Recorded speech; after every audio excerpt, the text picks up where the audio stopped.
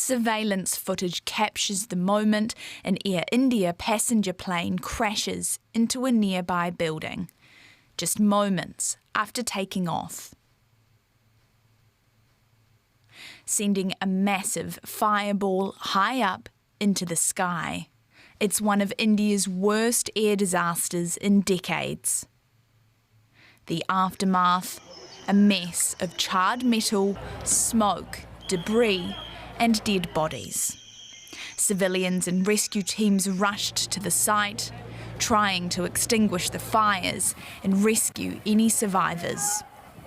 More than 200 people were killed, both passengers and people on the ground. Eyewitnesses describe an appalling scene. We heard a loud noise. It sounded like a bomb blast. Then we got there. There was smoke and fire. I said, let's go and see. Someone said the plane had fallen. We got there and saw the atmosphere was very bad. There were 3 people lying there. I work as a driver in a warehouse. I couldn't go near the plane. There were dead bodies outside. Relatives of those on board were asked to give DNA samples to identify the victims. They described the moment they heard the news. My uncle was on the plane. I learned about the crash around 3 o'clock. And as soon as I got here, we tried to call his phone, but we were unable to connect. Air India says there were 242 people on board. Only 1 survived. Returning to his home state, Indian Prime Minister Narendra Modi visited the survivor in hospital, along with others injured on the ground. Several investigations into the cause of the crash are underway from Boeing, India, the UK and the US. Air India has set up an emergency support centre for those seeking information about their loved ones, and emergency services continued working through the night, searching for bodies and possible survivors. We can now speak to DW correspondent Adil Bhat, who is at the crash site in Ahmedabad for us. Adil, bring us up to date. What is the situation on the ground now? Well, we're currently standing outside the post-mortem room at the civil hospital in Ahmedabad. Just behind me, you could see the scene. This place has turned into a devastating scene where families gather to collect dead bodies of their loved ones. Here, more than 240 dead bodies of people who have died in the plane crash have been kept.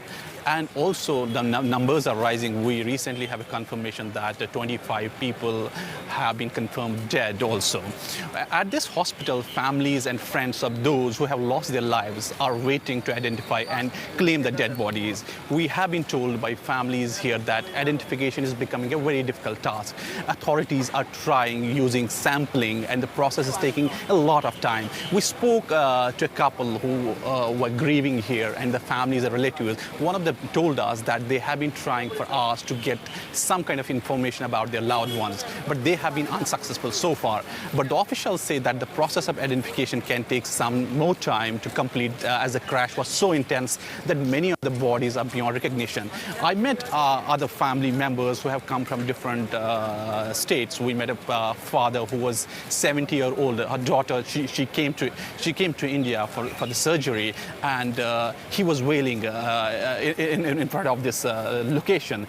He was crying that, my life is meaningless without her. We also met another, father. He was 60-year-old. He told us that his son was working in Indian airplane as a crew member, but he couldn't survive. He used to make calls to his father every time he would land, but this time he didn't receive a call, but he received the news of his death.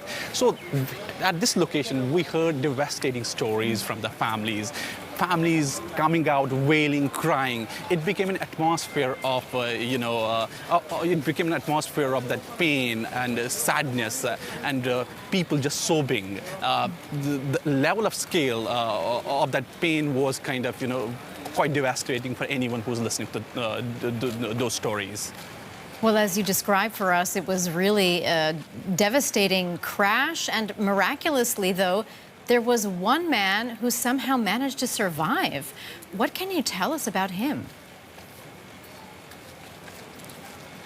Well, the name of the person is Ramesh, and everybody is surprised about his survival story. And a lot of people tell us here, even also a lot of experts have commented on that, that his survival is a miracle. Even one of the British members of the parliament even said that his survival is nothing short of miracle. He sustained injuries from the crash. Even doctors told the media that his condition was not very critical and that he could be released in the next couple of days. He said that Ramesh's injuries are not that worse, but he should be kept under strict observation. While he's getting treatment, the Home Minister Amit Shah also met him. In fact, Ramesh is still under the shock from the crash and cannot believe that his fate, that he's still alive. He told the local media that he has no idea how he escaped the planned crash. He shared a picture of his boarding pass with reporters saying that there was a loud, noisy, 30 seconds after the takeoff, and it all happened so quickly. And he's still dealing with that kind of trauma and just figuring out how did he made it out, and he doesn't know the answer to that question. And how have authorities been handling the situation? Are people satisfied with the response?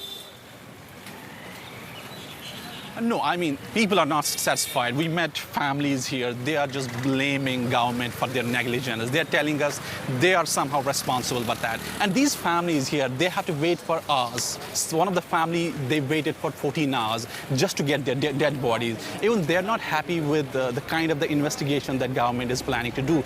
They want a quick, fair investigation in the coming days. They expect government to have an investigation that's fair and that could help them to get justice. That was DW's Adil Bhat reporting from Ahmedabad. Adil, thank you. We can now speak to Sanjay Lazar. He's an aviation expert and CEO of Avialaz Consultants in New Delhi, India. Welcome to DW. So, investigations are, of course, still underway about what caused this crash. But after looking at the pictures, what's your assessment? Well, thank you for having me on your show again. Initial, visual, looking at the videos and things like that, it's pretty obvious that the aircraft took off and lost power at about 620 feet. And there was no thrust, there was no lift. And we can see the aircraft then just, glide to a collapse on top of the hostel building. And as I've said, I do believe that it was either catastrophic loss of power in both engines or, an ingestion of birds or some object into both engines. There is no other reason to explain, this kind of descent and lack of power, because as you know, the 787 Boeing Dreamliner is a very stable aircraft. There are more than 1,100 of them flying in the world today. They've flown over 5 million flights, more than 30 million flying hours without any incident anywhere in the world. So this is the first of its kind in the world. And as we look at the images again, we can see, that the pilot had reached V2 and had taken off. The, rotation had been complete. And then he starts losing power. And then it starts falling down. Now, there's no real reason that we can ascribe to it apart from, engine power loss. We'd have to wait for the NTSB and the DGCA Aircraft Accident Investigation Board to look at the data. We'd have to recover the flight data recorders and, the black boxes, so to speak, and have them analyzed. And then we can probably, go ahead and form a stronger thesis on what happened here. Another thing I'd like to point out, both the pilots were very highly qualified, had, more than 10,000, close to 10,000 hours of flying. So they were not new to this. One was a training captain as well. So with more than 30 years of experience on various types of aircraft. So I believe that something really out of the world has happened here.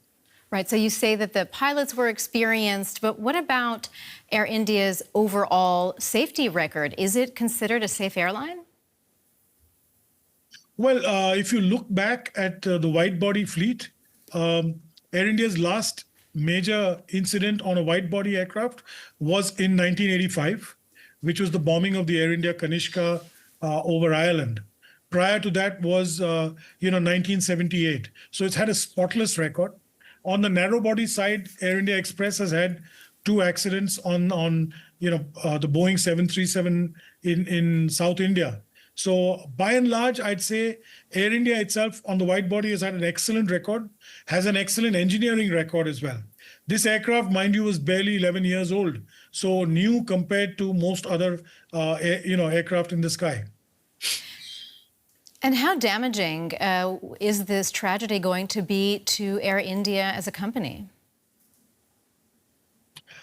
It's going to affect the morale more than anything else, because losing an aircraft, losing colleagues is never easy. So that's something that we need to, appreciate. It's going to impact, the insurance premiums and things like that, as any aircraft accident would do in the world. However, that being said, I'm sure, Air India will bounce back very strongly, rebuild customer confidence, and, go forward. I'm curious to learn more about the investigation. I know that Indian investigators will be supported by British and American experts. What are they going to be looking for? Well, the first thing that, that the black box is the most important. So, one is in the tail that's stuck on top of a hostel building in and around the airport perimeter. So they probably have to, extricate that. And the cockpit voice recorder. These are two critical pieces, critical elements that will need to be recovered. The other things will be, as far as aircraft and engineering data are concerned, they will have to be, extrapolated from the aircraft's, ACAS system and whatever else that they have, because it has a remote, messaging system. So that it probably has that engineering capability. I also do believe that they would, be assessing the aircraft, the passenger and the crew, the doors, situation of the entire, wreckage, to understand how and why and what this happened. The other thing is evidence that, from the wings, the flaps, the slats, those are pointers to the investigating team as to what kind of condition the aircraft was in, what was the attitude of the aircraft, what was, the mindset of operational parameters and the takeoff configuration. Very important for us to know. That was Sanjay Lazar, aviation expert, joining us from New Delhi in India. Many thanks indeed.